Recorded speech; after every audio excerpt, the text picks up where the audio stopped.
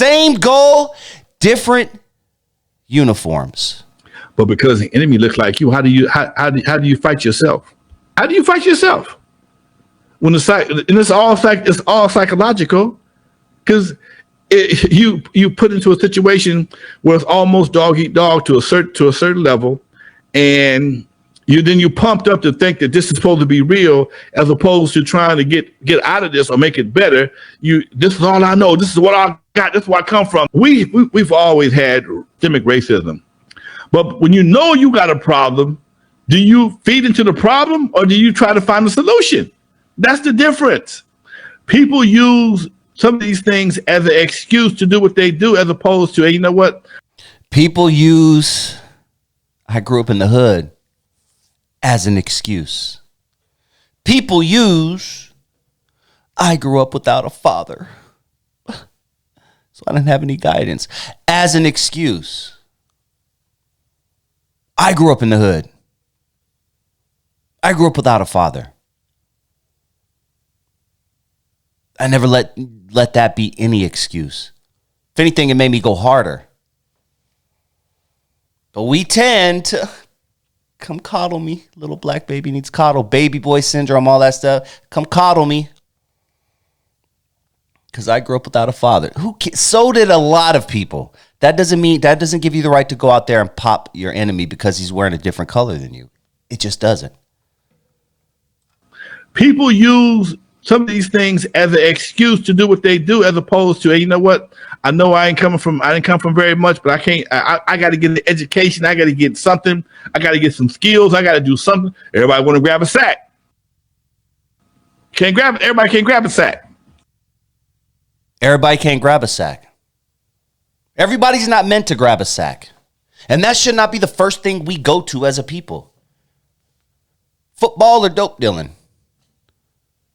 I see so many black folks put their kids in football and push their kids to be football players, and you're going to be the best football player all the way from Pop Warner to middle school to high school. They just push their kids to be the best football player. Could you imagine if that parent pushed that kid to become a doctor? Huh? Could you imagine if that parent pumped into that kid the way they pump football and basketball in our community to be a scientist? Because you know what? In reality, when it comes to pure numbers, you have a much better chance of becoming a scientist or a doctor than you do to become an NBA basketball player. Even at the worst level, even be the sixth guy or whatever, even to be the worst guy on the basketball team, the odds of you being even the worst player in the NBA are slim to none. But whatever reason, we decide to push that, and now here we are. A bunch of dudes with no jobs, but they used to be hella good in football. Oh man, when I was in 7th grade, man, I ran 300 yards. Al Bundy type shit. 4 touchdowns in one game type ish. Everybody want to grab a sack. Everybody can't grab a sack.